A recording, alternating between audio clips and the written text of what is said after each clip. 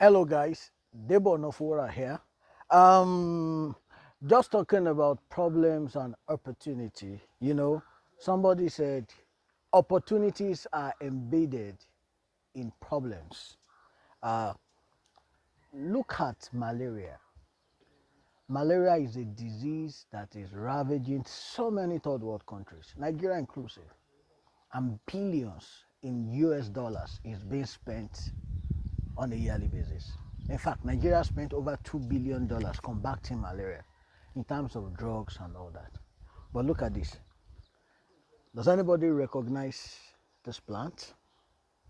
In spite of the problems that malaria poses in this part of the world, God has given us artemisia. Doesn't even have any smell. This is artemisia. From this plant, artemisinin is extracted. Do you know this is one of the major secrets to COVID-19 by so many countries? This is a secret to malaria and so many diseases.